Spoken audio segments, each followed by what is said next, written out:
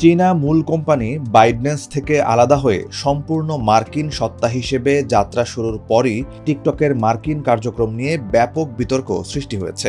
গত সপ্তাহ থেকে যুক্তরাষ্ট্রের হাজার হাজার ব্যবহারকারী অ্যাপটিতে ভিডিও পোস্ট ও দেখার ক্ষেত্রে নানা প্রযুক্তিগত ত্রুটির অভিযোগ করছেন।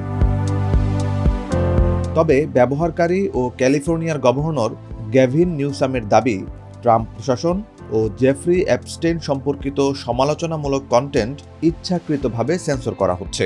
যদিও টিকটক কর্তৃপক্ষ এই অভিযোগ অস্বীকার করে জানিয়েছে, ওরাকলের ডেটা সেন্টারের বিভ্রাটের কারণেই এই সমস্যার উদ্ভব হয়েছে। এমতাবস্থায় রাজনৈতিক উদ্দেশ্য প্রণোদিত সেন্সরশিপের অভিযোগ খতিয়ে দেখতে তদন্তের ঘোষণা দিয়েছেন ক্যালিফোর্নিয়ার গভর্নর। গত সপ্তাহে চীনা কোম্পানি বাইডনেস থেকে বিচ্ছিন্ন হয়ে মার্কিন যুক্তরাষ্ট্রের স্বতন্ত্র সত্তা হিসেবে কার্যক্রম শুরু করে টিকটক। এই নতুন মালিকানা কাঠামোতে ক্লাউড কম্পিউটিং জায়ান্ট ওরাকল এবং ট্রাম্পের দীর্ঘদিনের ঘনিষ্ঠ মিত্র ও রিপাবলিকান ডোনার ল্যারি এলিসন ও মাইকেল ডেলের মতো বিনিয়োগকারীরা যুক্ত রয়েছেন।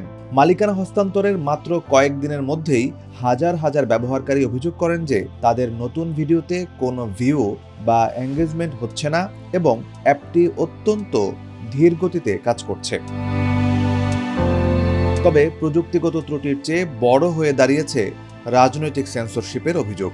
অনেক ব্যবহারকারী দাবি করেছেন তারা মিনিয়াপোলিসে আইসিইউ নার্স অ্যালেক্স প্রিটির ওপর ফেডারেল এজেন্টদের গুলিবর্ষণের মতো ঘটনার সমালোচনা করে দেওয়া পোস্ট দেখতে পাচ্ছেন না। তাছাড়া ট্রাম্প প্রশাসনের সমালোচনা এবং প্রয়াত যৌন অপরাধী ও অর্থদাতা জেফ্রি অ্যাপস্টেইনের নাম উল্লেখ করে মেসেজ পাঠাতে গিয়ে বাধার সম্মুখীন হওয়ারও অভিযোগ উঠেছে।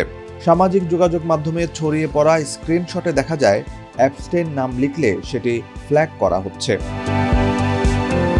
ক্যালিফোর্নিয়ার গভর্নর গ্যাভিন নিউসামের কার্যালয় জানিয়েছে, ট্রাম্প ঘনিষ্ঠ ব্যবসায়িক গোষ্ঠীর হাতে যাওয়ার পর টিকটকে ট্রাম্প বিরোধী কন্টেন্ট দমানোর প্রমাণ পাওয়া গেছে। নিউসাম এই বিষয়ে রাজ্যের আইন লঙ্ঘিত হয়েছে কিনা তা খতিয়ে দেখতে আনুষ্ঠানিক তদন্তের নির্দেশ দিয়েছেন। অনেক ব্যবহারকারীর ধারণা, অ্যাপের ফর ইউ ফিড বা সার্চ অপশনে রাজনৈতিক কন্টেন্ট না আসাটা পরিকল্পিত সেন্সরশিপের অংশ। জনগণের ক্ষোভের মুখে টিকটক কর্তৃপক্ষ বিবিসিকে জানিয়েছে, সেন্সরশিপের অভিযোগ সত্য নয় এবং মেসেজে অ্যাপস্টেইন নাম ব্যবহারে কোনো নিষেধাজ্ঞা নেই। অ্যাপের বর্তমান দুরবস্থার জন্য তারা পার্টনার ওরাকলের ডেটা সেন্টারে হওয়া বিদ্যুৎ বিভ্রাটকে দায়ী করেছে। টিকটকের একজন মুখপাত্র জানান, বিদ্যুৎ বিভ্রাটের কারণে সিস্টেমে বড় ধরনের বিপর্যয় ঘটেছে, যার ফলে ভিডিও লোড হতে সময় নিচ্ছে বা আপলোডে সমস্যা হচ্ছে। প্ল্যাটফর্ম মনিটর ডাউন ডিটেক্টরের তথ্য মতে শনি থেকে সোমবারের মধ্যে প্রায় 6,60,000-এরও বেশি অভিযোগ জমা পড়েছে এই বিষয়ে।